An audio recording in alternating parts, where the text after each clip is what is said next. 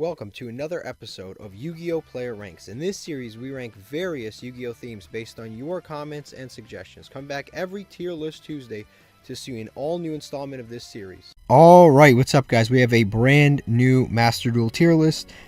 We have brand new packs that have just come out. We have a lot of information over the last, I'd say, few days about which decks are the best and which decks are really performing well. Also, I've had a couple of new ban lists because there's more ban lists in Master Duel than any other area of the game. We get more ban lists in the OCG, the TCG, Rush Duel, Speed Duel. There are more ban lists in Master Duel. It's like 2-3 ban lists a month. It's almost kind of incredible. It's like preemptive ban lists.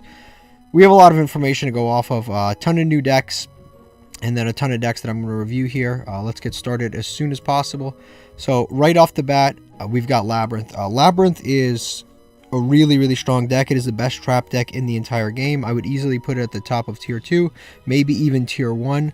The new support card is the Big Welcome Labyrinth, which is a really good normal trap, in addition to the new Labyrinth Knight. I forget the exact name, but the new Labyrinth Knight, she's also really good. Both cards are just really good for the deck, and I hate to break it to you guys, but Konami plays favorites. I mean, that's the reality. Konami does play favorites. This is one of the decks that Konami just seems to love. They really do. They love it. It's getting new support beyond the support that it's gotten today. It's getting new support that is even better than the existing support that is in the deck. There's a handful of decks that Konami just really loves, and Labyrinth is one of them. Labyrinth is one of them. Sky Strikers is one of them.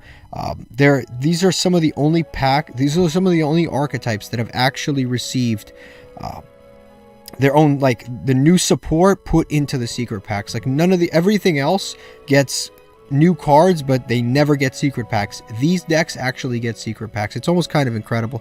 But yes, this is clearly one of Konami's favorites, and if I'm going to be honest with you, again, this deck, I believe, is just a little bit annoying to play against. It's like every single time on your turn, everything's going to Chain Link 4, but it's every single time the clock activates, the Big Welcome activates, the Field Spell activates, the Lovely Labyrinth activates. It's Chain Link 4 every single time your opponent does anything.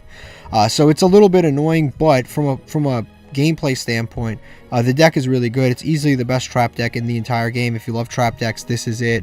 It can main deck a variety of floodgates. In addition to this, it can main deck Skill Drain, Goes in Match, and Rivalry, all three of the floodgates. And then it can main deck virtually every good trap that has ever come out in the game of Yu-Gi-Oh! And currently, it's easily the best deck in the festival that's going on right now. Like, by a mile, it is the best deck in the festival. But overall, the best trap deck in the game. Next is Evil Eye. I believe Evil Eye is like Rogue, higher end Rogue. It's a really good deck. It's like kind of, I wouldn't say a really good deck. It's a decent deck. It's kind of like an equipped deck. Your whole point is just to summon. I think it's called Zazriel, and then you just essentially just equip it, and it just keeps gaining attack and gaining attack. And it can't be targeted, can't be destroyed. You basically protect that monster, and if you get two of them on board, it can be really difficult for your opponent to out it. That's the whole point of the deck. I think it's a cool mechanic. Doesn't really need the extra deck, and basically the whole thing with the deck is just to sit on a monster that's really difficult to out. It's a cool strategy. Next is Dark World. This is one that's supported in the new pack. It actually has more support called Dark Corridor that's coming out. But here's the story with Dark World. I personally love this deck. I have it. I have it both in real life, and I have it on Master Duel. I think it's a really cool deck. It's one of my favorite decks of all time. Here's the problem. I just don't think Master Duel is the best environment for this deck. I think that Max C just absolutely demolishes this deck, because when your opponent activates, first of all, you can't play any of the outs to Max C. This deck can't really play hand traps, and this deck can't really play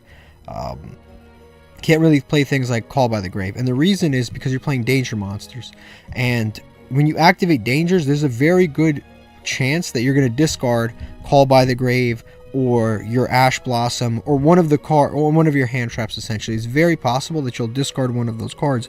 And the issue with that is, when you discard an Ash Blossom or Call by the Grave, you're not getting any value out of it. You're essentially just losing the card.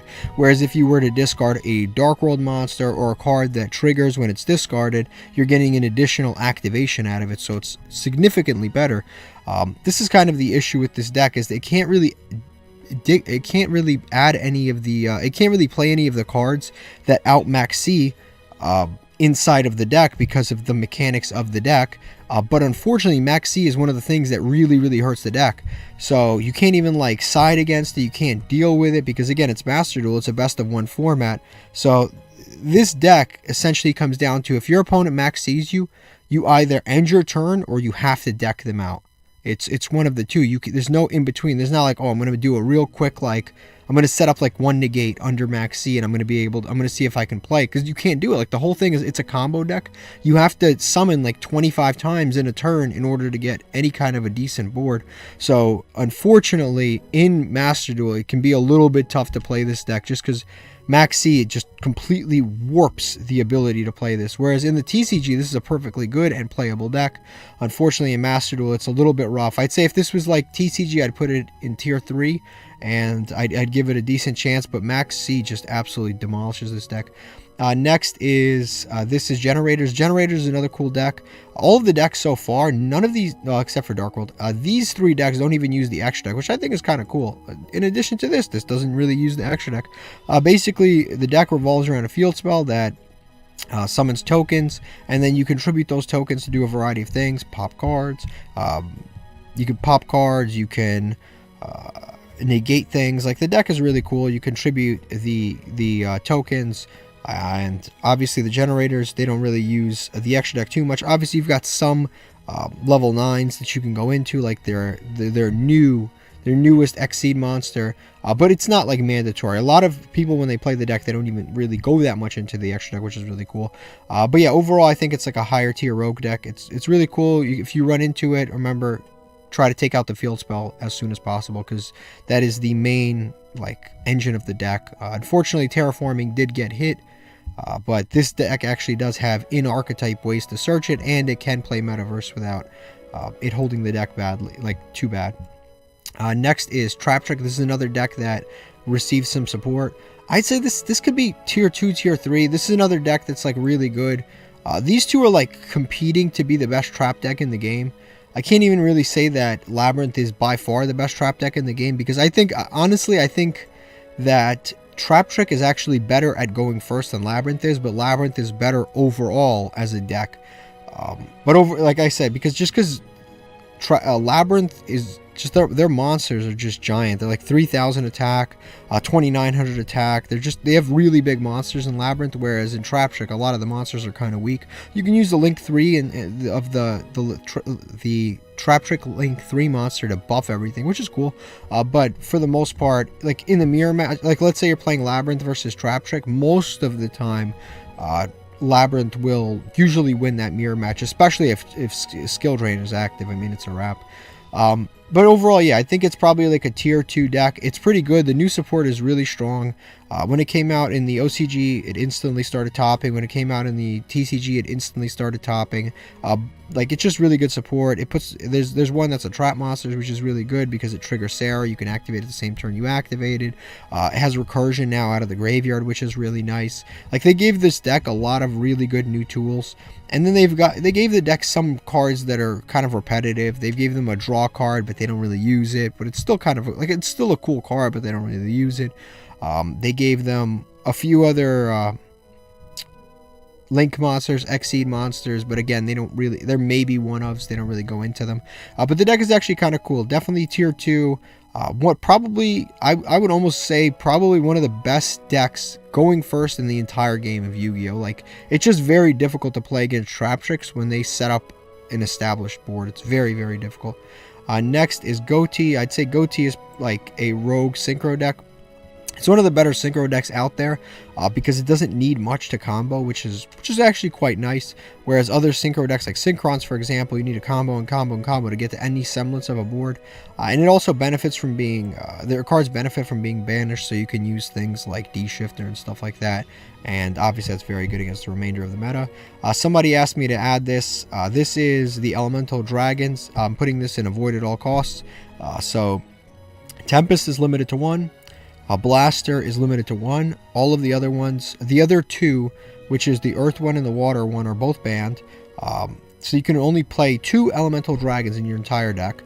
And then on top of that, all of the little ones are at 3, but that's irrelevant because the big ones are, there's 2 of them that you can essentially play. So it's a little bit of an it's completely unplayable. Let's be honest. But the dragons themselves, like Blaster and Tempest, are actually decent cards. You can pop them into rank 7 decks like Red Eyes, or you can pop them into what's another rank 7 deck like Armed Dragons or something like that. But as far as trying to play elemental dragons, I don't think it's physically possible. Next is AI, which is Adagnister. I believe Adagnister is actually pretty good. I'd say it's probably like in Rogue. Most of the time they end on monsters unaffected by everything, and then in Graveyard they have a few other interruptions. This deck overall is kind of cool, but again, it's one of those decks that sometimes when you summon the Link monster, which is, I forget his name, I think Adagnister at Arrival, I believe, if that thing gets impermed, your turn is just over sometimes. Like, the deck isn't particularly difficult to stop. I hear that there is some really, really, really good support that is coming out sometime in the OCG. I think it's actually it's like a tuner ritual monster or something crazy. But as of right now, the deck is just the ceiling is a little too low on the deck. Like, it's just summoning one monster that's unaffected by everything is just not that good when everybody is essentially playing Underworld Goddess in their extra deck to out anything they need to. So it's just a little bit underwhelming. Next is Dinosaurs. This is another deck that's kind of waiting for support. I'd say it's probably like the higher end of Rogue. It's good going second, it's good going first, depending on which build you have. It's a bit expensive, which has always been the drawback of the deck, but fortunately what is cool is that the deck is getting new support. When it's coming out, nobody really knows, because that's just how Master Duel is. They just kind of give us stuff when they feel like it, so we don't know when exactly they're getting the new support, but at some point I imagine the deck is going to get better. Next is Tearlaments. Tearlaments is still in the best deck category. It's one of the 2 best decks in the game. It's very, very close as to which deck is the best, Tearlament or Sprite. Tearlament is really good because it just its engine is just unbelievable, and it's very it has what's insane about Tearlament is it just has an answer to essentially everything, and it's very, very good in the Master Duel meta. Because it's just very easy to start the engine, and once you get started, it's just very difficult to stop Tearlaments. Also, it's got access to a lot of other stuff that hasn't really been banned or hit yet. I imagine once the pack rotates out, they're probably going to ban it, but as of right now, it's just a really, really strong deck. Probably the best deck. Second best deck is probably Sprite. Sprite is one of the best combo decks. It's still got Elf in Master Duel, and Elf is just really broken because it has a quick effect to revive a level 2, and then you get into, with that level 2, you can get one of your negates back, you can get one of your other level 2s back. Like, it's just a really, really strong card. Definitely, these two are really interchangeable. I think the gap has actually closed to a large degree. Tearlament used to be the best deck by far, and you would think that all of the banless hits are what stopped Tearlament, but it's actually not the banless hits at all. It's actually the Bystials. The Bystials are what has limited the power of Tearlaments, because the Bystials are just really good against Tearlaments, and it's actually brought the Tearlaments down to the point where Sprites are like within striking distance. I would even say Labyrinth is within striking distance. It's really that close. Like, those Bystials are really taking care of it much better than a lot of these stupid hits that they've done. Like, they had to, for Tearlaments, they got rid of Instant Fusion. We lost Instant Fusion. We lost Terraforming. We lost Foolish Burial Goods. Like, we lost so many cards that I personally really, really like, and I think are really amazing in other decks. Like, they're not only amazing in other decks, but they're required in other decks. And we lost so many different cards just to kind of like nerf Tearlaments. In reality, it had almost no effect on Tearlaments. Tearlaments was tier 0 after all of those hits, and the only reason it's not tier 0 and tier 1 now, and it's kind of fallen back to like this area here, is because of the Bystials. It had nothing to do with any of those hits. Those hits could be undone tomorrow, and it wouldn't make the deck, like, it would make the deck obviously better, but like 3-4%, but it's not going to make the deck significantly better, as much as Bystials have actually sort of stopped the deck. As far as Sprites go, again, one of the better combo, it's the best combo deck in the game. It plays around Nibiru. It's just very, very strong. It locks both players into level 2s, which is kind of crazy, because if you have like recursion effects or something like that, it just locks you out of your recursion effects because your opponent locked you into level 2s. It's like one of the weirdest things ever. But yeah, very, very good combo deck. Next is Adventure Package. Playing this deck pure, avoid at all costs. Don't play the Adventure deck pure, especially since they've hit essentially everything on it. In addition to that, Adventure has just fallen off. I haven't seen anybody play the Adventure Package in months now. Like, I have not run into it a single time. I think the last time I saw somebody playing it was a virtual world player, and that was a few months ago. Next is, I'd say this is tier 3. This is Exo Sisters. It's basically a deck that is super effective against graveyard decks, which is a lot of Yu-Gi-Oh decks, honestly. If you play against a deck that doesn't use the graveyard, you have Martha to trigger it, but other than that, it's like a deck that's very good against graveyard effects, essentially. Lightsworns are consider building something else. They are just power crept tier elements at this point. It's unfortunate because it's one of the historically coolest archetypes ever. It's got one of the greatest search cards ever with Charge of the Light Brigade, but outside of Charge of the Light Brigade, the entire archetype is essentially stuck in like 2008. So when they decide to give this deck new support, it could possibly move up. Next is, and just to be clear, it's consider building something else doesn't mean that it's like worse than these decks. It just means that there's a much better alternative in a similar strategy, and that much better alternative is tier limits. Obviously, this deck is going to be better than some of the rogue decks that I'm going to be placing in rogue, but those decks don't have repetitive strategies like this does. I mean, like, tier limits is literally just better Lightsworns, just to make it clear, because I know somebody is going to be like, oh, you know, I have a Lightsworn deck and I'm in platinum and I'm doing just fine. Like, let's make it very clear. Next is Raid Raptors. It's at this point Black Wings, but not as good.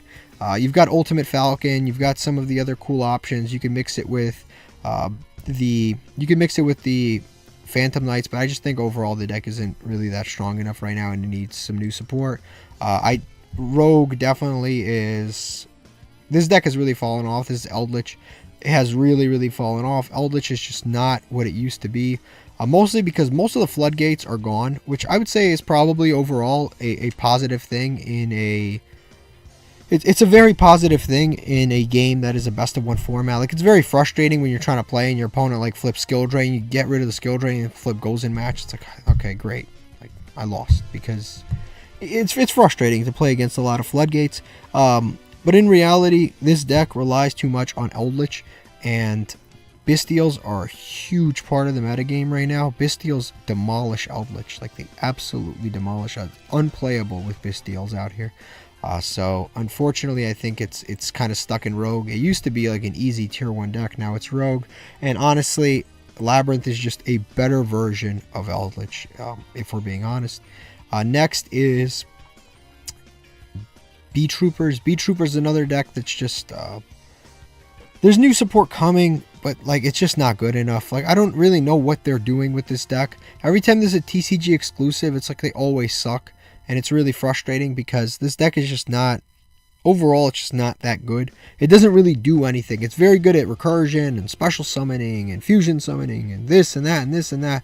And then it ends on a board that's just embarrassing. It's like nothing. It has no ceiling. Like, it has nothing to... You do all these... Like, it actually has really great combo potential, but your end board is a joke. Like, that's the problem with this deck. Like, some decks have really bad combo potential, but a great end board. Like, for example, like Lightsworn. Lightsworn is completely chance reliant. It's chance reliant board making, but it can end on some crazy boards. Same thing with Dark World. It can end on some crazy boards, but this deck has so much amazing combo potential, but like the end board locks you into insects, and insects are just not there's not a lot of great insects in the game of Yu-Gi-Oh! So you're stuck on a board that's just kind of like okay, and it's frustrating. It's like Cicada King, Scary Moth. It's like the most... It's like the smallest, most idiotic board you've ever seen, and you have this amazing combo potential, and you can do nothing with it. It's kind of embarrassing. Next is Goki. Again, it's just one of those decks that it's a really good link deck, but it's a really good generic link deck, but a lot of the generically good link monsters are banned in some way. There's more banned link monsters than I think any other extra deck mechanic, so that should really explain why Goki is where it is. I'm sure if they unban some of the banned link monsters like Goblin and stuff like that, this deck would be higher up. But as of right now, obviously, the more Link monsters they ban, the worse this deck gets. And as a pure deck, it just doesn't hold up. It has some good monsters like the Power Ogre that's unaffected by everything. But again, having a monster that's unaffected by everything is actually better in the TCG than it is in Master Duel, in the TCG and the OCG than Master Duel, because in this game, a lot of people play Underworld Goddess, so they can just link away your monster that's unaffected by everything. It's just one of the things you can do. Next is Monarchs. This is another deck it's a tribute deck, but unfortunately it's just worse than other tribute decks that are available. Next is DDD, one of the highest skill decks in the game.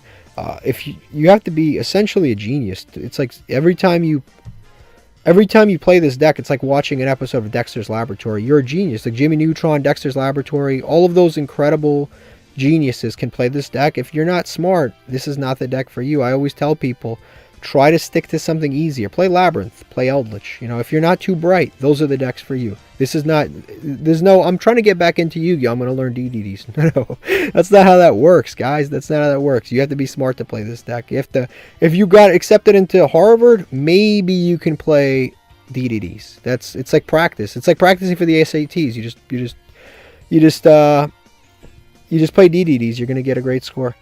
Familiar Possessed or Charmers. I think this deck is so whack.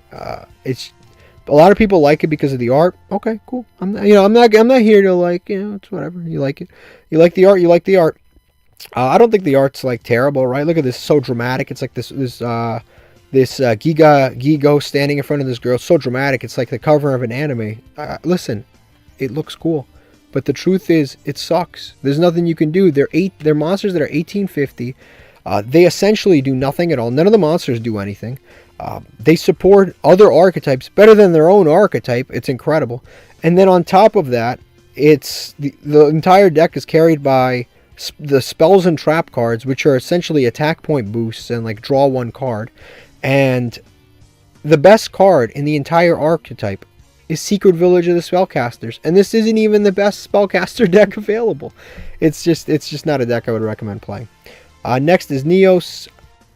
Neos has always been my favorite of all of the elemental heroes. But not only are we missing Air Neos, until the end of time, we're always going to be missing Air Neos. But there is actually more support that is going to be coming out that is actually quite good. So we'll see how that goes. But there are some good cards. There's Arm Neos that just came out, and that card's pretty good. But generally speaking, heroes are better played as a mixture of a ton of different heroes rather than purely Neos or anything like that. Next is, these are the witches. I forgot the fortune ladies. This deck is just kind of consider building something else or avoid at all costs. They're just a really, really, really old archetype, but not old in a good way where cards are broken, but old in a bad way where cards are not good enough. So unfortunately, it is where it is. Tier 3, probably Tier 3, maybe Tier 2, somewhere up there, is Adamancipators. One of the best combo decks out there. As long as Block Dragon exists, this deck is going to be really good. Now, its Shizu cards exist, which can shuffle back the Block Dragon, which can be scary. But as long as Block Dragon exists, this deck is going to be good. And Block Dragon is at 1, but it's better at 1 than it is at 0 in the TCG. So Tier 3 definitely. This Crystal Beast is either top of Rogue or Tier 3. I like this. I'd probably put it in Tier 3. This deck is awesome because it just doesn't care about anything. And what I mean by that is this deck just, it doesn't care. It doesn't care about what floodgates on the field. It doesn't care if skill drains on the field. It was most of the time, right? And once you have a decent board setup, it doesn't even care if skill drains on the field because you can use Zenith and you can use all of these other stuff. You can use Conclave to bounce things. The deck just doesn't care. You can play under D-Shifter, Macrocosmos. What's the other thing? Baguska. This deck is almost impressive in the way that it can play more floodgates than Eldritch, because you can play Dimensional Fissure and you can play all of the cards that essentially stop extra deck summoning, because you don't really even use the extra deck all that much past the first turn. So you can Dimensional Barrier your opponent. The deck is actually really, really, really crazy in terms of what the control variant can tolerate. Now, as far as the combo variant, there's going to be a new card that's coming out. It came out recently in the Battles of Legend. I believe it's called Golden Rule. That card's obviously going to be very good for the combo version of this deck, or kind of like a mid-range version of this deck. So definitely, I'd say tier 3 or Rogue. You can decide. People always get crazy in the comment section. I'd say tier 3 is fair. Tunes are low end of Rogue. Unfortunately, it just doesn't... the deck doesn't really have anything... Tunes have a fundamental problem, is that it's a deck that relies essentially on main deck monsters, and none of them are broken enough. Like, there's not enough broken cards in the archetype. The most broken card in the entire archetype is Tune Table of Contents, because it's a non-once per turn search card that can search anything, including itself. But that doesn't really pay off if you don't have anything worth searching. So the problem with this deck is you can summon monsters, but they can't attack. They can attack directly, but they can't attack the turn they're summoned, except for Blackluster Soldier. But Blackluster Soldier has an effect where if you banish a card, then you can't attack, which is like completely contradictory. Also, Dark Magician Girl can attack the turn she's summoned. But the deck is like kind of frustratingly too slow. And the protection that Toon Kingdom offers is nice, but it's only from destruction protection. It's not from anything else. It's just for destruction protection. The deck really, really needs a new support. And I think it needs a considerable amount of new support. Like, it literally needs like a structure deck. It doesn't need like one card and then the deck, oh, now it's good. Like, there's a lot of decks out there where they can get one support card and they can go to tier 1. So, for example, if DDD's got one card, that's one of those decks where you give them one broken card, they can become a tier 2, tier 1 deck easily. Goatee, another one. Like, if you give them like a quick synchro from the deck, like some crazy stuff like that, you can go right to tier 1, right to tier 2. You can really move some of these decks up if you give them one really, really strong support card. Eldritch, right? If you give Eldritch another main deck monster that's really good, like Eldritch the Golden Lord, which is like Eldritch the Silver Lord, you give him another main deck monster that's really, really good. Okay, you can easily move up this deck. Maybe it helps them dodge banishing or something like that. Maybe you give them a trap card that can summon from the banish pile. Like, if you give Eldritch a nice card, it can move up. The problem with this deck is it needs like 10 new cards. It needs an entire structure deck because the existing cards are just so like underwhelming. Pendulums are a tier 3 deck. They're still really good because the cool thing about Pendulum is they're so different from everybody else that they can actually function really, really well in the game. So, for example, like Bystials, don't do anything against them because their cards never hit the graveyard to begin with. And that's kind of the awesome part about Pendulums, that they're just so different from everybody else that they can easily play around everybody else. And by Pendulums, I mean like Pendulum Magicians, that deck. Next is Heroes. I'd say Heroes top of Rogue. Armneos is actually really good in the deck. In general, heroes are really cool.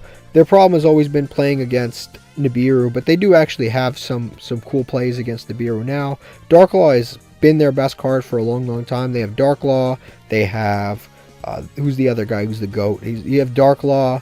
You have they've been going into Plasma a lot more recently because it's very easy to search Plasma, and now you have protection for Plasma. That's really cool. Like, the deck has some really, really cool things. It's one of those things where it's got good combo potential. It's got like, I'd say it's like a 7 out of 10 on combo potential. It's like a 7 out of 10 on end board. But its worst part is its protection. It's like a 3 out of 10 for protection. It's like a 7 out of 10 for both of those categories and a 3 out of 10 for protection. Sometimes it's like your opponent activates like Dark Hole and you lose like 80% of your board. It's like terrible. Like, the only one that doesn't die is the main dude, the big dude, Bane. Like, he's the only one that has like built-in protection for himself. But a lot of other stuff, you just like lose your board to like the simplest thing. It's a little frustrating. Shaddols have really fallen off. I'd say they're probably somewhere around Rogue.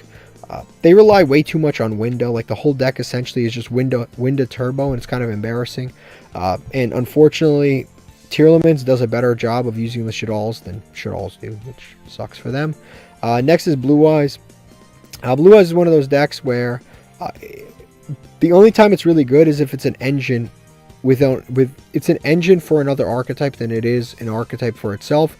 Because unfortunately, Blue Eyes is one of those decks it's stuck in 2016, where it just like it summons things during the end phase, which is one of the stupidest things. Like, you summon things during the end phase. The only card worth summoning during the end phase is Jet, because Jet offers your board protection. But literally everything else is pointless to summon in the end. Like, why would you want to summon a vanilla Blue Eyes in the end phase? What is that going to accomplish? Why would you want to summon Blue Eyes Spirit, or what is it, Dragon Spirit of White during the end phase. What is that going to accomplish? You're going to banish a card in the end phase? What is that going to do? They have another one, Blue Eye Solid Dragon. You get to negate a card when it's summoned. During the end phase, what's the point? Like, what is the only one that's worth summoning in end phase is Jet, which is kind of embarrassing. Like, the deck really needs new support. And when I say new support, I don't mean, like, cards that are not that good. Like, I will wait 10 years to get good Blue Eye support. I don't need bad Blue Eye support every 2 years. I would rather wait 10 years and then actually get cards that are good. Next is Wind-Ups. I'd say it's like a rogue deck. It's one of those like combo decks that another one that kind of you got to play all the outs to max E. The whole point is to hand loop your opponent, but it's kind of it's weirdly consistent, but nobody plays it.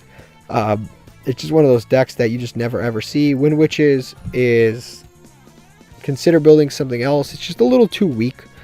It's one of those decks it's better as an engine than it is as a deck itself, which is why it's in consider building something else. Phantasm Spirals is waiting for a certain tech card. I'm not going to say what it is. It's waiting for a certain tech card. When it's going to drop, I don't know. But there's a really good continuous trap that's coming out that's going to make this deck considerably better. But as of right now, the deck is actually... Phantasm Spirals is always going to be the best budget deck in the entire game. And the reason for that is because it doesn't use the extra deck, so that's already great, right? Because the majority of cards in the game that are expensive are in the extra deck. A lot of the URs are in the extra deck. You're not playing any of those. So essentially, it's only your main deck that's really expensive. And you can main deck all of the Floodgates, main deck Macrocosmos, you can main deck D-Fissure, you can main deck Lava Golem, you can main deck a lot of cards because you don't really need to do much with this deck. You don't really need to summon, you don't really need to, like, it doesn't matter if your cards get banished, it doesn't matter if Skill Drain's on the field, it doesn't matter if Gozen Match on the field, it doesn't matter if Rivalry's on the field, it doesn't matter if there can only be one is on the field, it doesn't matter what the hell's on the field. The deck's going to do what the deck's going to do. And sometimes the deck is just going to lose to like a random Harpy's Feather Duster, but for the most part, the deck is actually quite good. Definitely, it's definitely the best budget deck in the entire game by far. And what's crazy is this deck is literally pack filler from like 2017. It's never gotten new support since, and it's still been one of the best budget decks of all time. Crazy deck. Both in Master Duel, in the TCG, and in the LCG. One of the best.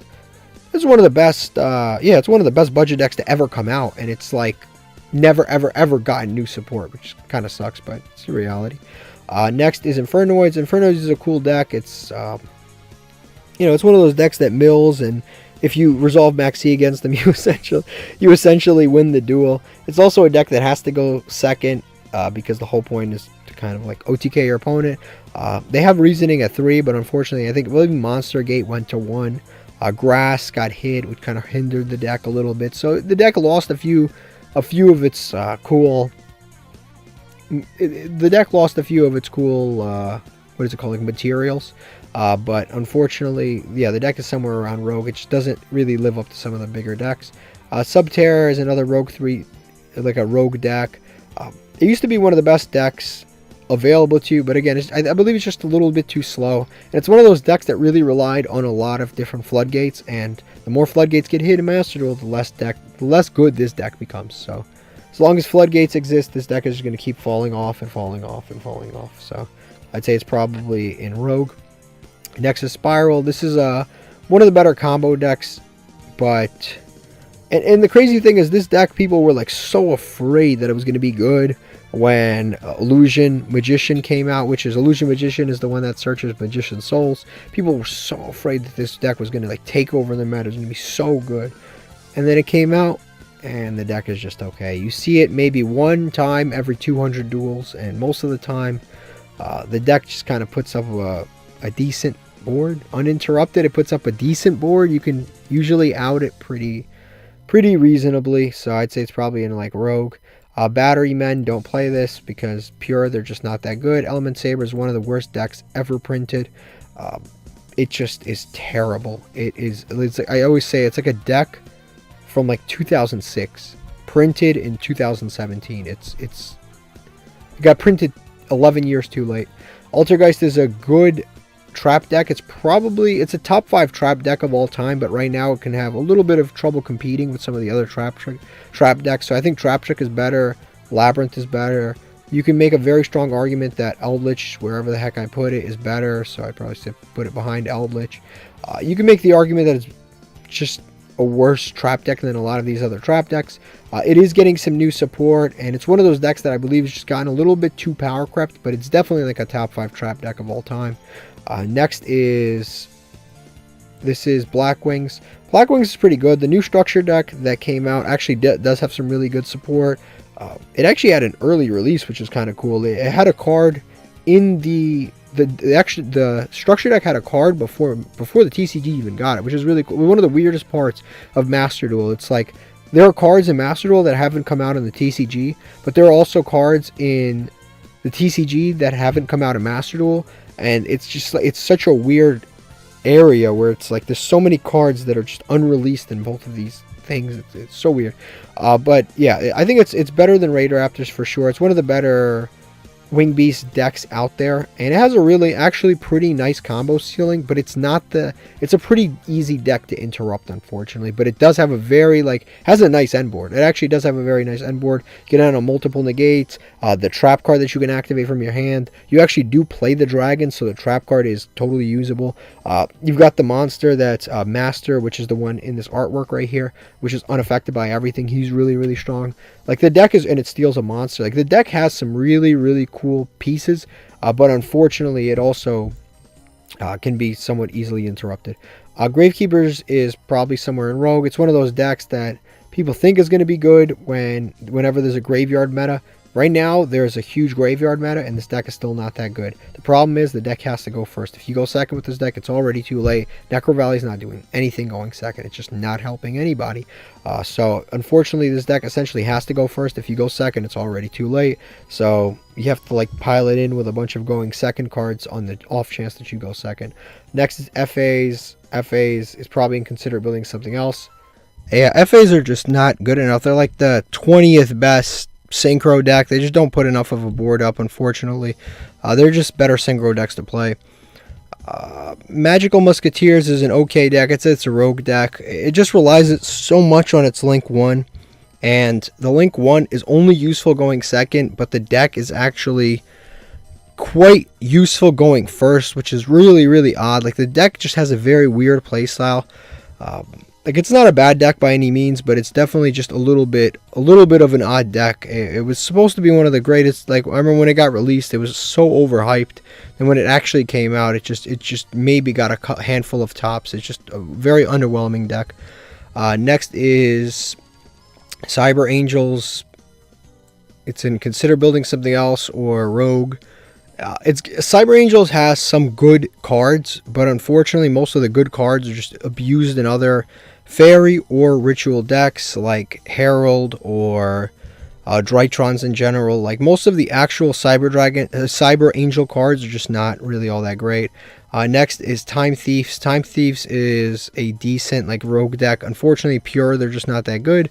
But Time Thief Redoer is a really good card in other rank 4 strategies like Trap Tricks. Is very good. It's good in tier limits. It's good in any deck that can make a rank 4.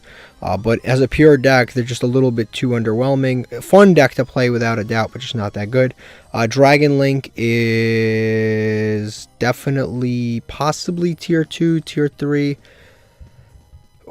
I'd say probably tier 2. Dragon Link is very good. It's one of those decks that survives no matter what. No matter how the meta moves, it always survives. Because dragons are one of the most supported types in all of Yu-Gi-Oh! There are so many good dragon cards. And I don't think that's going to change anytime soon. The Bystials just made this that much better. And there are new Bystials that are supposed to come out, which is going to make this even better. Chaos Angel is going to make this even better. It's just continue to get better and better and better. No matter how much times they hit it, every single time they hit Dragon Link, they just come out with new dragons that are really, really good. So it's very tough to hit this deck. It's always going to be at least semi-relevant, but it's another deck that is a very high-skilled deck because it's, again, a bunch of non-linear combos. Dragon Link used to be a really, really linear deck, and for that reason, it sucked it didn't suck, but it was very easy to stop. So if you just knew what to imperm, you would just you imperm that, and if they didn't have the out, they didn't have the out, and the turn was over. Like, it used to be one of the most linear decks out there, but recently it's become a very non-linear combo deck, and it's really good for that. Next is Galaxy Eyes. New support, I believe, is going to be right around the corner, which is going to make the deck better, but not significantly better. The deck is pretty cool. I think the deck just has like way too much going on. It's very prone to bricking. And that's kind of the biggest drawback of the deck. Whenever you have a lot of high-level monsters as a part of your main kind of like engine of the deck, it can be prone to bricking, much in the way that Blue Eyes is prone to bricking, and just a lot of like legacy / classic decks are prone to bricking. Cyber Dragon is a going second deck that used to be a lot better in the Link era, because you can fuse away your opponent's monster in the extra monster zone, but that's just not that usable anymore. It's just a deck that's really fallen off to a large degree. It used to be it used to be the best going second deck in the game, no questions asked, and it's really fallen off to a large degree. That, in combination with the fact that going second is just very difficult to do in Master Duel.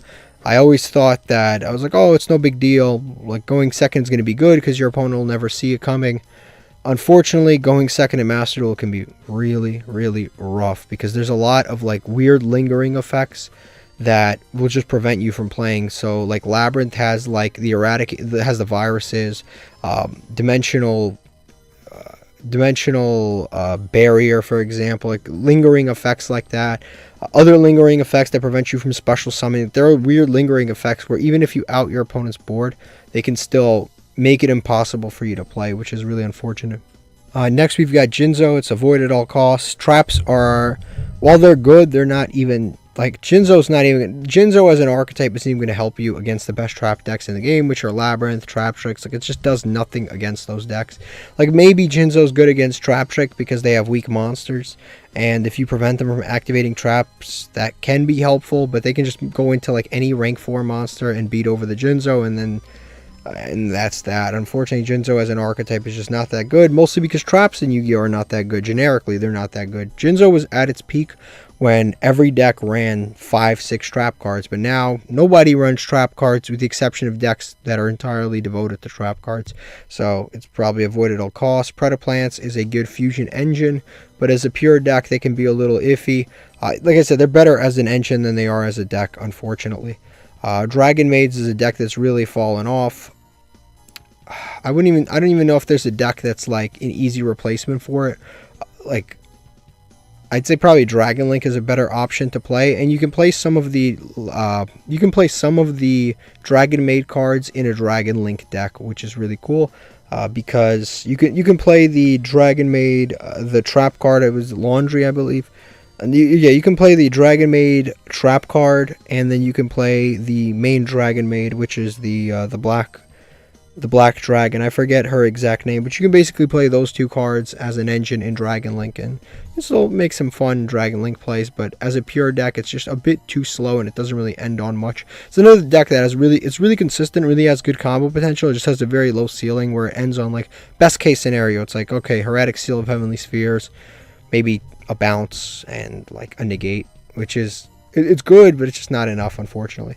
Next is Mathmech. It's another deck that kind of fell off. I'd say it's probably somewhere tier 2, tier 3, somewhere around there. I'd say probably tier 3. It's just the other decks in the game are just a lot more powerful than it. But, you know, as those decks get hit, this deck is definitely going to kind of like start to creep up to a point where it possibly even has to get hit. Next is Dark Magicians. Dark Magicians are a tier 3 deck. Still to this day waiting for Dragoon. When are we going to get Dragoon? Why isn't Dragoon in the game? This is one of those things where Master Duel follows the OCG's lead, but like Dragoon was never something that Master Duel players have had to deal with. Like, they don't even know what it's like to deal with the Dragoon. And Dragoon to this point is such a power crept card. Like, he's just not that good.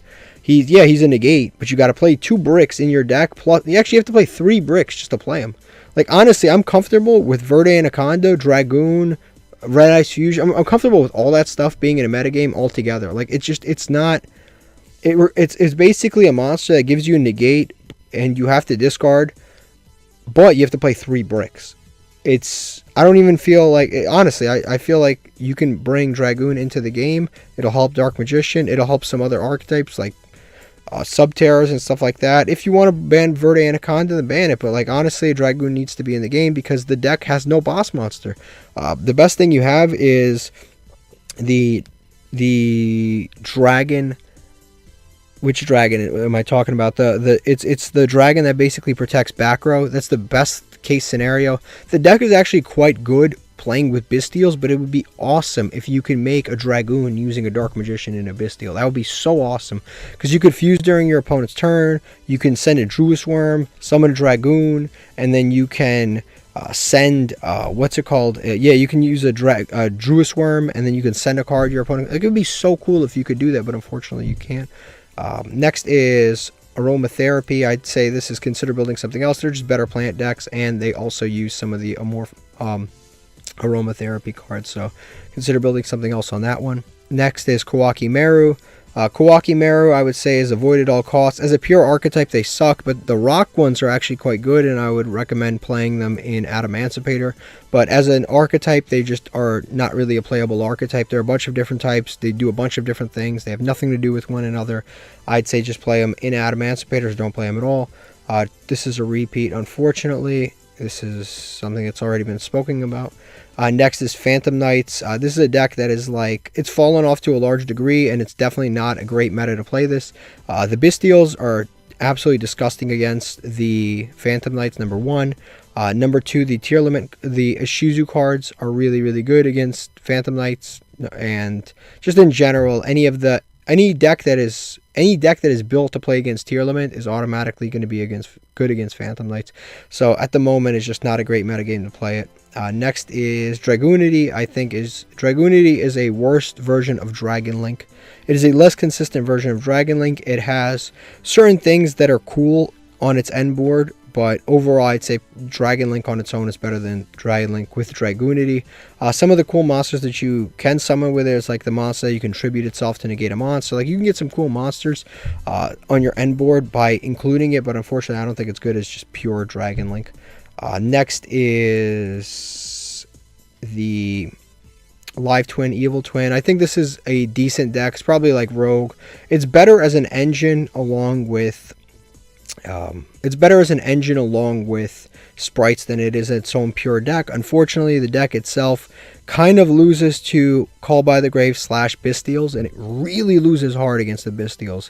Like it really loses against the Bystials. Like if you activate the effect of someone from the graveyard, your opponent just Bystials it, it's just turn over.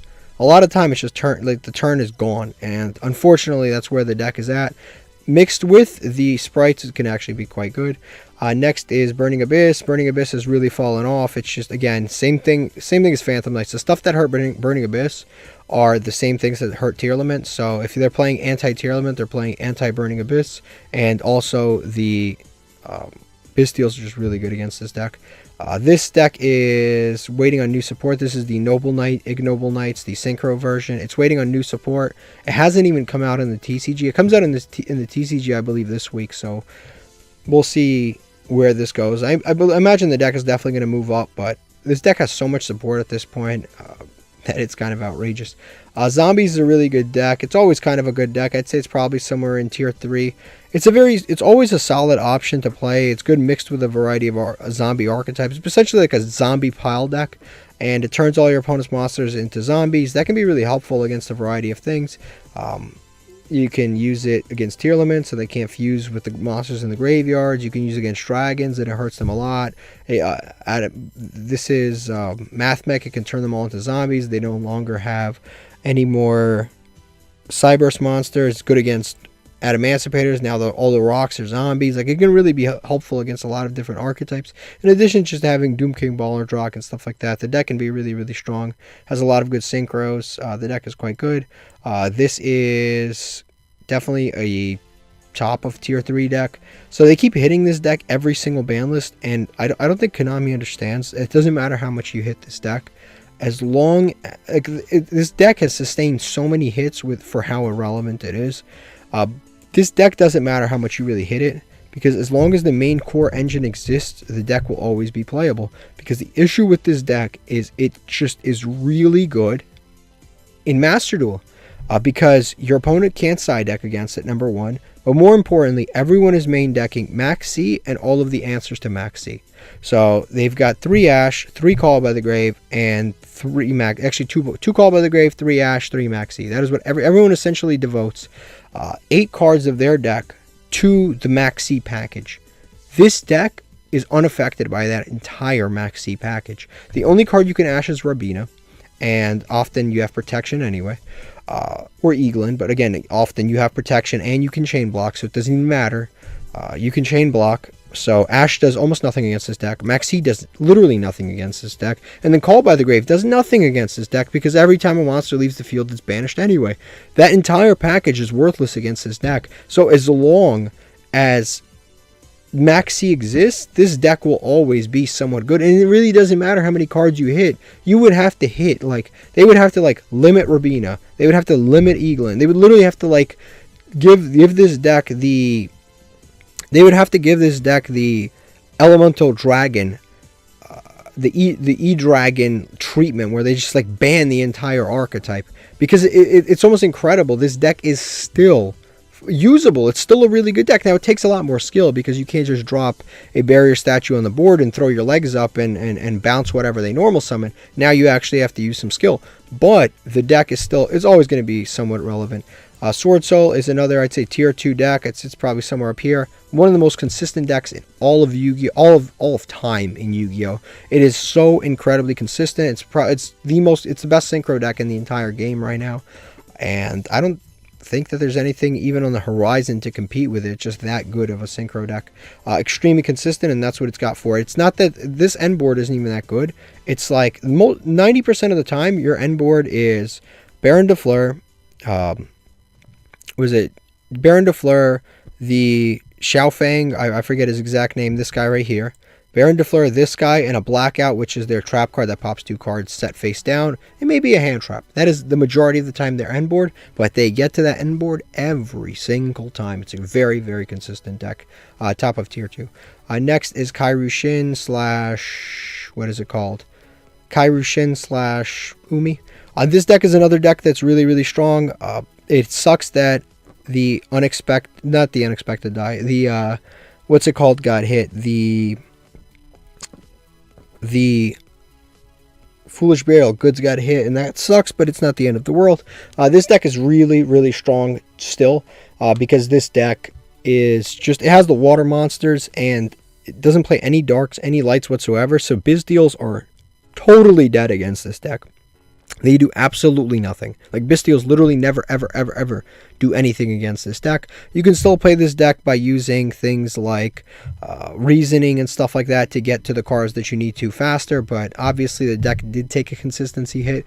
It has some matchups that are bad, like, for example, tier limits, because a lot of them are water, but outside of tier limits, it has a really good matchup against the majority of the decks up here. It has a great matchup against a Sword Soul, has a great matchup against...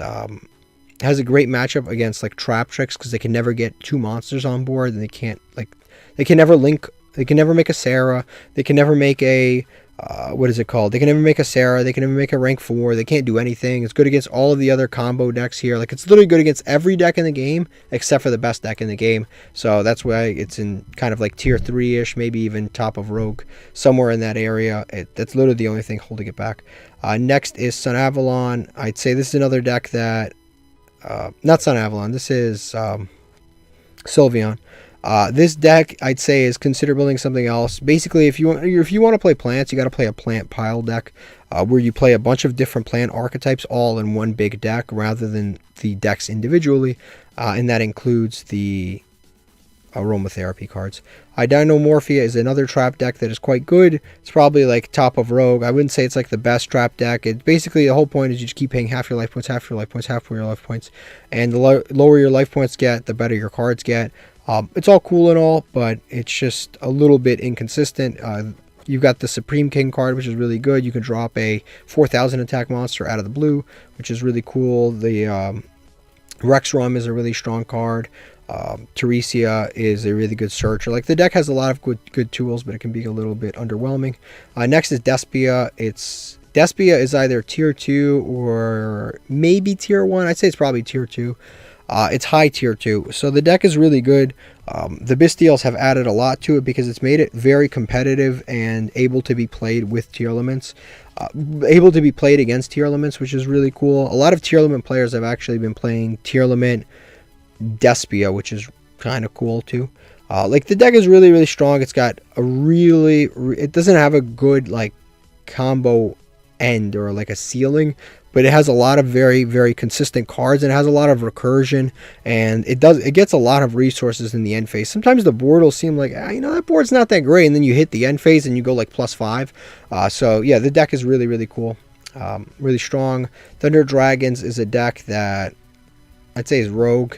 It's an okay deck. The best thing about the deck is Thunder Dragon Colossus. It's limited to 1, and also essentially every deck in the game, as long as they can banish a card, can make Thunder Dragon Colossus, because you just play Keystone. Or, I'm not Keystone, whatever the Nemesis monster that's the Wind Thunder one. If your deck just banishes a card, as long as you banish a card, you can summon that thing, and then you can make a Thunder Dragon Colossus. Literally every deck in the game can make a Thunder Dragon Colossus, which is kind of incredible. So I'd say it's probably somewhere around rogue. Next is the deck that's super fallen off, which is Invoked. It used to be an engine, and now it's not even an engine, because number one, Fallen of Albaz and Branded Fusion is a better fusion engine than Invoked, and then better than Invoked is Tier Elements. So this is like officially like the 4th best fusion engine in the entire game, so it's completely fallen off. Leerlusk Birds are probably like middle of rogue. Good with Tri-Brigades, you mix them. The deck is kind of like okay, but it just doesn't end on a good enough board without the Barrier Statue. The Barrier Statue is really what used to make this deck, because you can end on a Barrier Statue and like Mist Valley, Apex Avion, and a variety of other things, and it's very difficult to deal with. You can balance your opponent's special summon monsters. The deck was just very good, but now it's just kind of fallen off, unfortunately. Salamangreates is another deck that's like top of rogue. It's a good Cybers deck, but I don't think it's as good as like Mathmech, for example. It's definitely, again, another one of those decks that's just kind of fallen off, and it's not as good of a Cybers deck as Mathmech is.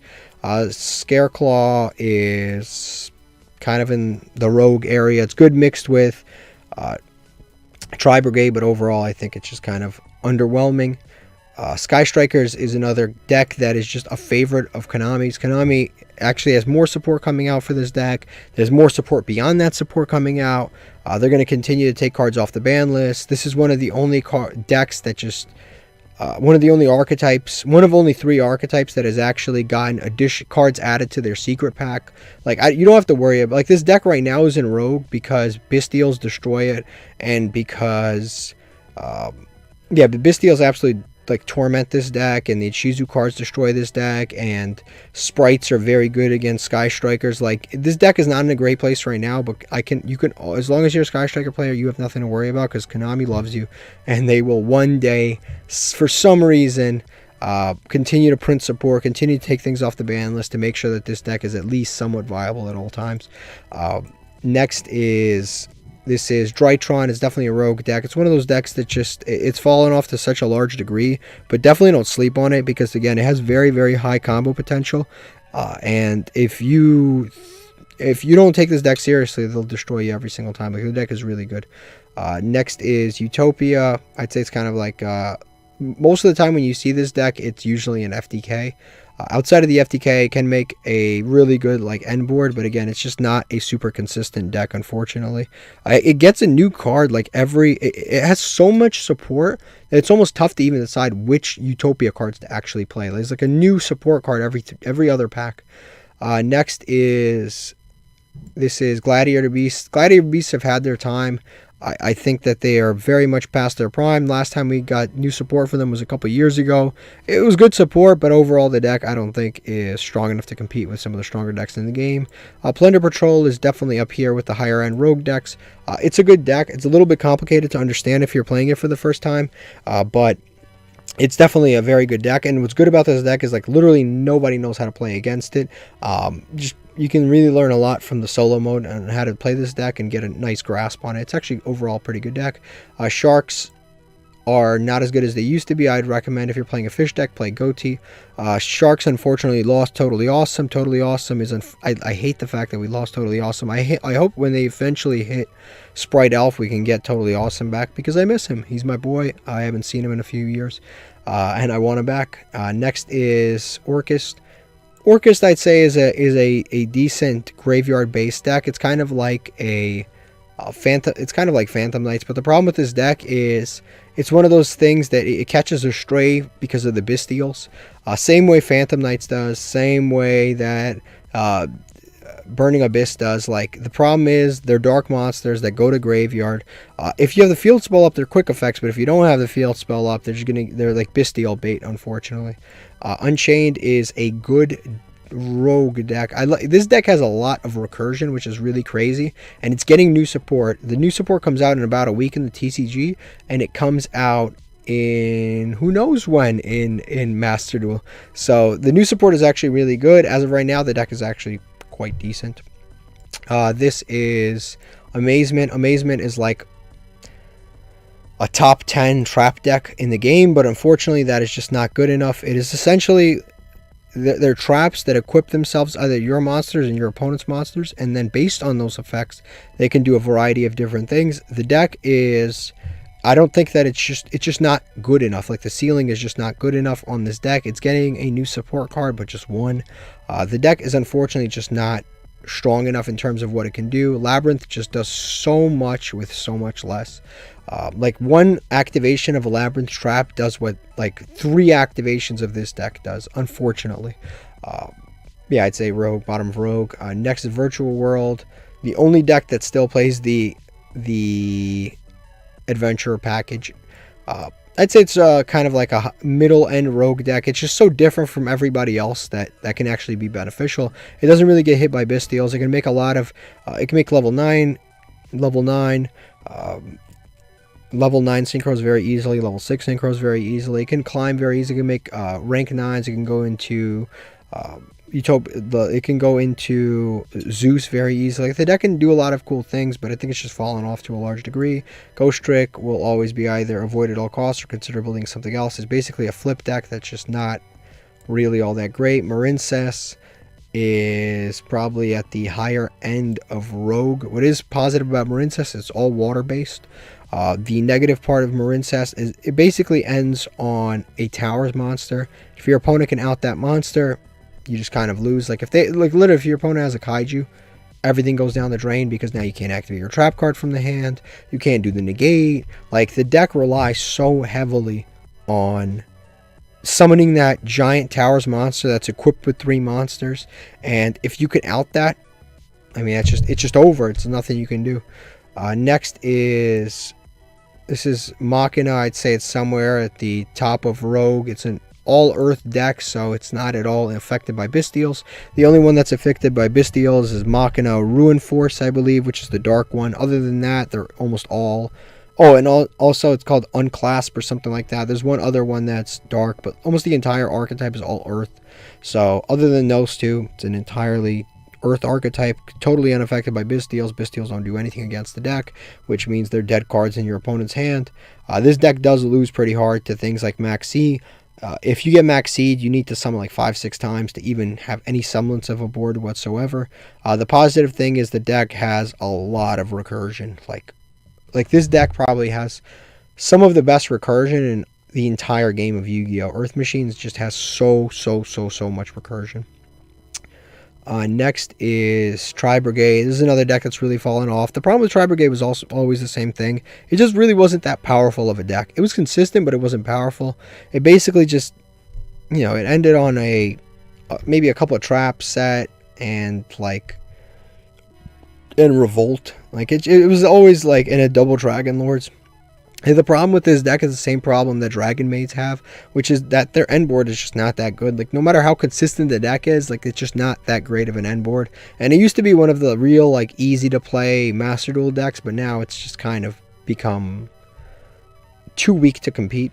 Next is Mech Knights. This is another going second deck that has the same problem that Cyber Dragon does, where they have to go second, they have to special summon a bunch, and Master Duel just has so many like weird, annoying, lingering floodgates types of effects, where if you're going second, sometimes it's too difficult to out those things, and if you're always going second, you're always going against some new form of just BS FTKs, and it's almost like if you don't draw a hand trap, you just kind of lose.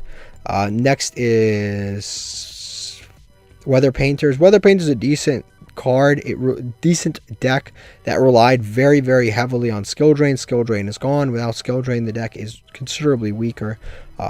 Like, it really needs skill drain to come back. It can still play rivalry, but again, even rivalry's at 1, so the deck is in a weird place where it's just kind of a lot weaker than it needs to be. Cyber/Harpy, which is Harpies. Harpies, the problem with Harpies is they're like kind of like a rogue deck. The problem with Harpies is that they're just they really don't have a place in the game right now. The only thing they're really good at is kind of like swarming monsters onto the board, which is fine. Like, it's a good thing to be able to do. The problem is the deck, while the deck can swarm a ton of monsters onto the field, it can't really do much more than that, and it's placed the deck in a weird position where that's about all it can do. It can put a bunch of monsters on the board, but it can't create a nice end board. It's good against spawn trap decks, but a lot of trap decks now have a ton of recursion, so it doesn't even matter if you can like destroy their back row, because they can just recur it very, very easily. So that's why it is where it is. Runic has been hit multiple times. I'd still say it's still at the top of Rogue, because if it catches you off guard, it's still gonna like beat you every single time. Yeah, Runic can still be a very annoying deck to play against, no matter how much they hit it. Like, they really, really, like, if they ban Runic Fountain, the deck is dead. But as long as Runic Fountain exists, it's going to be a very annoying deck to play against. It's a very, very strong deck in that regard. Naturia's is actually a decent deck. I'd say it's probably up here in tier 3. It's actually quite a good deck. Naturia Beast is a crazy card. If you can end on that going first, most of the time you will win, because he can essentially negate spells unlimited amounts of times. And then you have Barkion to negate traps. And then, yeah, you just have a bunch of cards that are just really, really good. And it's very consistent now. You can synchro summon on your opponent's turn. It used to be that Naturia sucked because the main deck monsters sucked, but the synchros were good. But now it's like the main deck monsters are actually quite good too. And you can mix it with Runic, and the deck is actually quite good. I'd say it's probably like the higher end of tier 3. Pretty good deck. Madolches is a top of Rogue deck. It's a deck that takes a skilled pilot to play, but like, once you have somebody that knows what they're doing with this deck, they can actually perform well. The deck is essentially all Earth, which is really nice. You can play Gozen. It's all Earth. You can play D-Shifter. There's a lot of cool things that you can do with this deck, but yeah, I'd say Rogue is probably, the higher end of Rogue is probably like a fair placement for it. This is the water, kind of like a water pile deck. I'd say this is like bottom of Rogue. You almost never ever see it. There's like Mermills and like all of the other various water cards. I just don't think that it's strong enough right now. Water is one of those like under supported attributes, unfortunately. When they support it more, maybe the deck will be better. Cleaforts is probably the 3rd or 4th best tribute summoning deck. It's like a tribute pendulum deck. It's one of those decks that benefits from having skill drain at 3. Skill drain is at 1. It's not searchable, so it is where it is. Fluffles are another deck that's kind of in the same situation as Cyber Dragon, where it's a really good going second deck, but it's really tough to go second in Master Duel, because essentially in Master Duel it's a mess. Like, it really is. There's so many floodgates, lingering effects, all this other stuff that I've been talking about, dimensional barrier. Like, there's so much stuff that just prevents you from playing, that lingers, and viruses and all of this other stuff, that it can be really frustrating to play. But overall, I think it's somewhere at the higher end of Rogue. It has a really good resource engine, but it can be a little tough to play. Red Eyes is a good but not great deck. I'd say it's probably at the bottom end of Rogue. You've got some really good level 7 cards in the game, and you've got one of the greatest rank 7s ever printed, which is the Galaxy Eyes Tomahawk. We can summon a bunch of tokens, but even with that, Red Eyes is still just not good enough. You have Black Metal Dragon, which is a really good starter in Dragon Link, but it's not even all that great in Red Eyes. And of course, you are still waiting for Dragoon. This is not a deck that you should play, which is the artifacts. You're essentially waiting for your opponent to pop stuff. Don't wait for your opponent to pop stuff. You're hoping essentially that your opponent pops your stuff. Next is Cosmos. Cosmos are like a cool rogue deck. I'd say it's probably like in the middle of rogue. It's basically like a deck based around Star Wars. It's a strong deck and it has cool artworks. Like it puts up monsters that essentially can't be targeted. That was amazing in 2017, but that just doesn't really mean anything today because there's so much non-targeting removal in the game that it doesn't even mean a thing to have monsters that can't be targeted. But it is pretty good at swarming monsters. Next is Speedroids. They depend on a pretty decent board and they do it pretty consistently, but they lock themselves into wins. So while they can make things like Baron de Fleur and the new Stardust monster, you can make that kind of stuff, but unfortunately the deck just, because it does the wind lock itself, it can really lock itself out of the really, really good synchro monsters in the game. Next is... I'd say this is kind of like a bottom end of rogue deck. This is, or maybe even consider building something else. I just don't think this deck is very good. This is the Ritual Blackluster Soldier deck. It's just not that great. It doesn't have a great ceiling. It doesn't have really great combo potential. It's kind of easy to stop. Like, it's really not that great from a variety of factors, so I'd probably consider building something else. Same thing with Shiranuis. Pure Shiranuis are just not that good. They take way too much requirement and setup to actually put into the graveyard.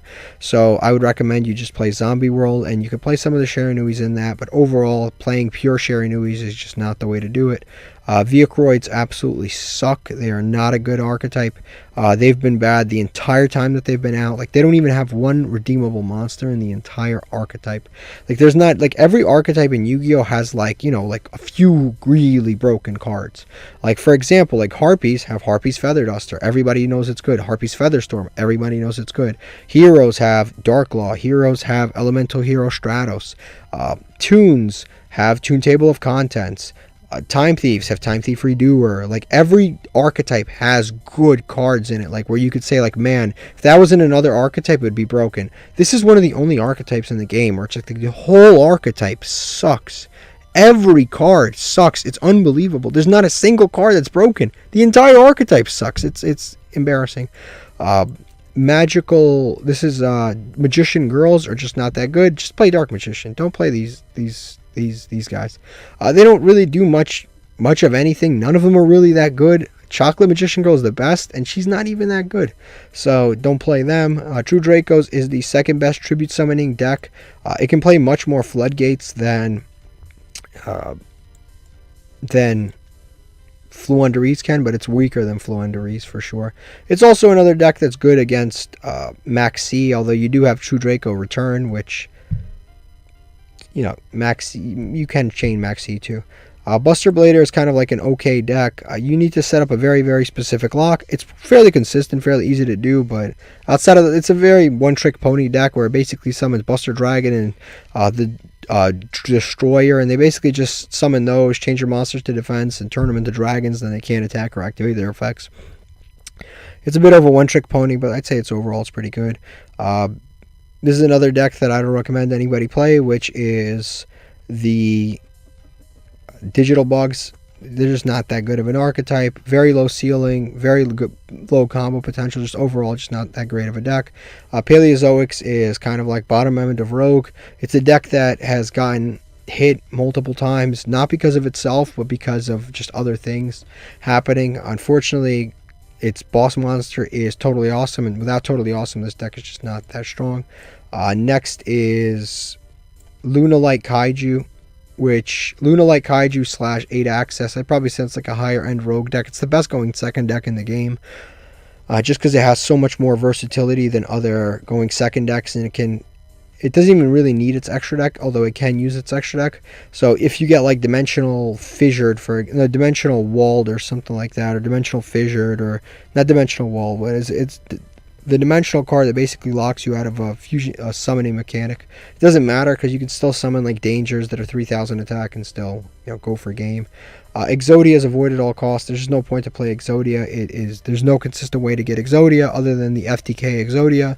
And if your opponent has like an Effect Veiler or Imperm or something like that, they usually can stop you. Next is Spellbooks is kind of like bottom of Rogue. Best thing to do is mix it with Dogmatica, the Ritual Dogmatica deck, and that deck is actually quite good. Outside of that, pure spell decks is just not that good. Next is Crusadia. It's a going second deck. I'd say it's middle of Rogue. Again, still has the same struggles that other going second decks have, which is there are so many lingering effects and floodgates and issues in the game that it's really tough to play through all that stuff. Next is Prank Kids. I'd say Prank Kids like second half of Rogue, where it's like a decent deck, but unfortunately so many different things have gotten hit within this deck that it's not as playable as it is in other. It's basically not as playable as it was in previous areas of the game, unfortunately. I'd say it's a decent deck overall, but it's just not. It's definitely fallen off from where it used to be. It used to be one of the better, like a top 5 deck in the game, possibly even the best deck in the game. But it's definitely fallen off. Next is Zodiac. Zodiac is a very simple deck. I'd say it's higher end of Rogue deck. It can go first, it can go second. It can make Zeus very, very, very easily. It's one of the easiest Zeuses in the entire game. You can make a 6 material Zeus with 1 monster. It's kind of insane. And that is still, to this day, good against the majority of decks, which is kind of crazy. A 6 material Zeus will beat almost every single deck here, which is really kind of crazy. And then you can play a bunch of hand traps, a bunch of going second cards.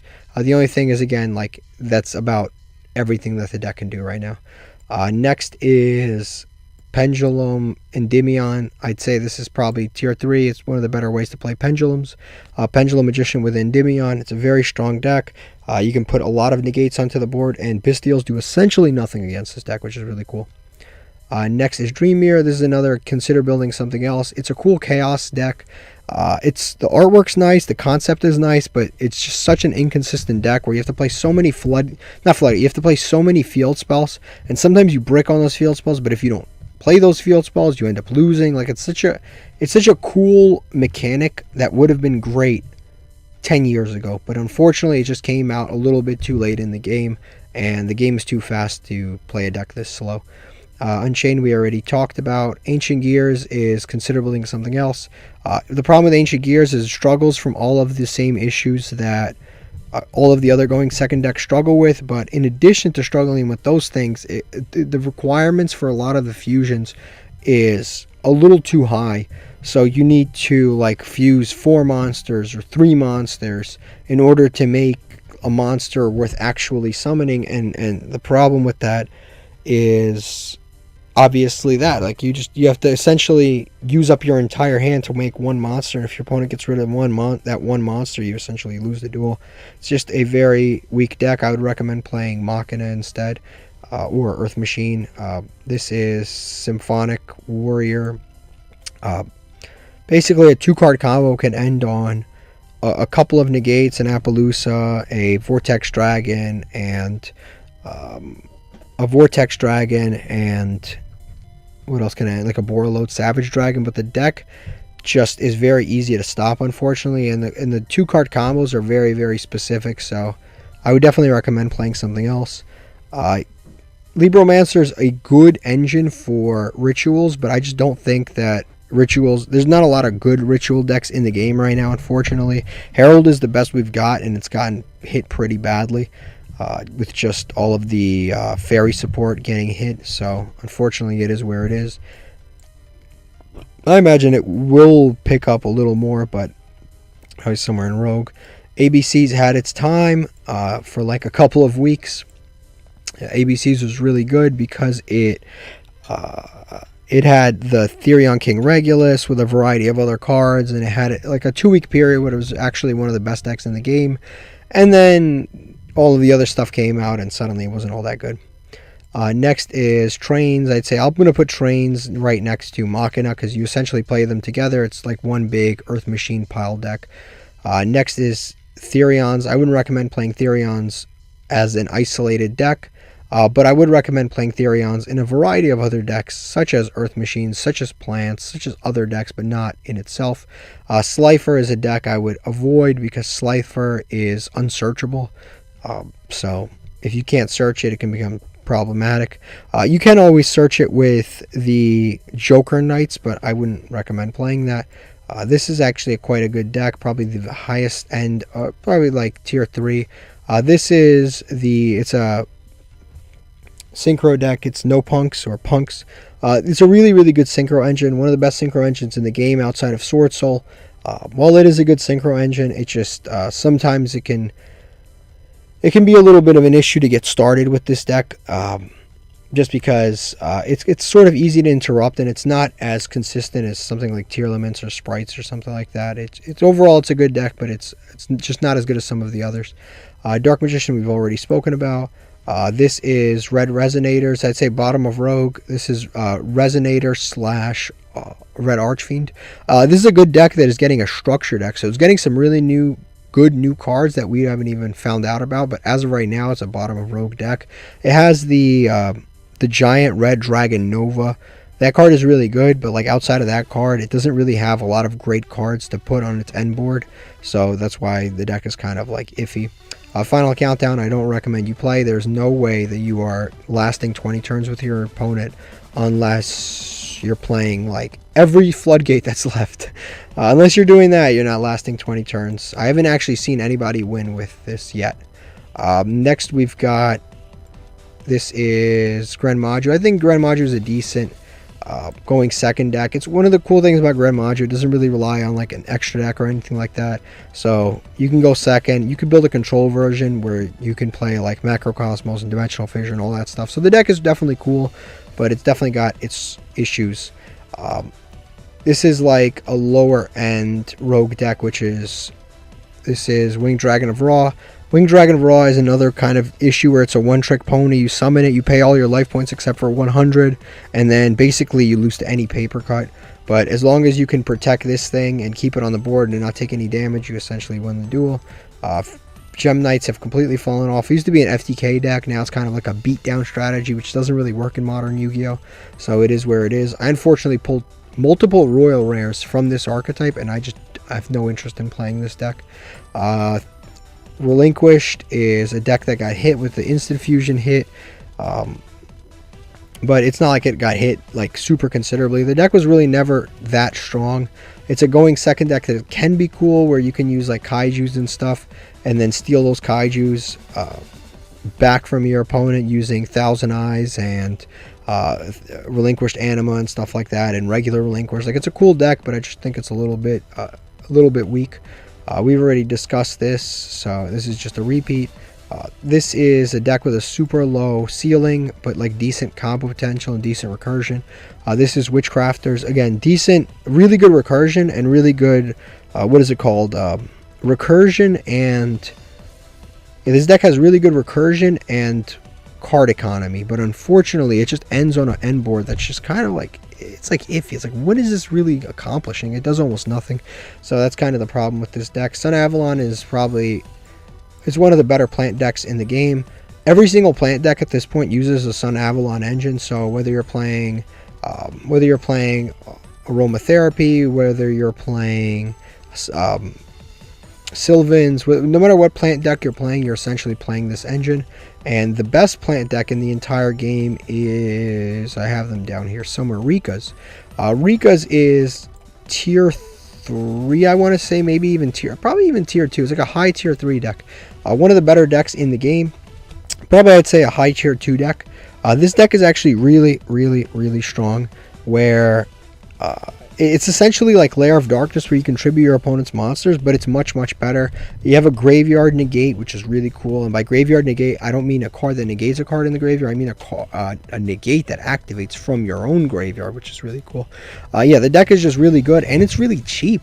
Like, this is one of the decks that I would recommend if you're getting more into combo decks. I'd recommend building this because the deck actually doesn't cost that much to make. There's only a handful of URs. It's probably one of the best budget decks in the game. This is a pretty good budget deck too. Outside of the extra deck, everything else in the main deck is super rares. This is, of course, Trap Tricks. I don't know why I forgot that, but Trap Tricks, yeah, it's mostly all SRs in the main deck, and then as far as the extra deck, you really need Sarah, and then everyone else you kind of need Sarah, Rafflesia. Everyone else you occasionally go into, but the main card you need is Sarah. So it's kind of like almost a budget deck, and then of course we've got Phantasm Spirals, but definitely Rika is one of the best budget decks in the entire game. This is Ancient Warriors. I'd say Ancient Warriors is a fairly good going second deck. The issue with Ancient Warriors is, again, it falls to the same issues that all going second decks fall to in Master Duel, but this deck can doesn't really need to go into the extra deck, which is really cool because weirdly enough, the extra deck monsters in Ancient Warriors are actually weaker than the main deck monsters. But the main deck monsters are really actually quite good. They have a lot of search power. They have the continuous spell card is really, really good. Continuous trap card is really, really good. The deck is actually quite good, so that's probably somewhere in Rogue. I wouldn't recommend playing the tier limit, the Shizu cards pure, but just play them in other decks, and they're really good in other decks. G Golem is, I'd say, somewhere in Rogue. This is a supplemental package that you can play essentially in either Salamangrates or Mathmex or other decks that play Cyberse monsters. I would probably recommend just playing those decks pure. While it does make the end board better, it can make your hands a little more inconsistent. Sous-ships are great for a lot of events, but unfortunately the deck is just not that great. As a deck, the support that it's gotten has been somewhat cool, but the first wave of support has been better than anything else. Shari has been really good, but like a lot of the new cards that have come out are just like, it's like trap cards that search. It's a little bit too weird. They need some better cards. Crawlers are one of the better flip decks, but unfortunately flip decks are well past their prime. Skull Servants are a cool deck with like 60 card variants and stuff, but I just don't know if it measures up in modern Yu-Gi-Oh! Just to summon a big monster and try to attack, because as long as they can interrupt the big monster from getting onto the board, you essentially win. Next we've got Gaia. This is a structure deck that came out. I like the deck, but unfortunately it's a going second deck that requires a lot of special summons, and it has a lot of trouble OTKing. Just because, again, you're playing through floodgates, trap cards, interruption, time thief redo. Like, you're playing through so many interruptions, and this deck, all of its cards, like, go second and have a fusion spell and give up 2 cards plus the fusion spell and still have enough gas to OTK your opponent is very tough. So unfortunately it is in Rogue.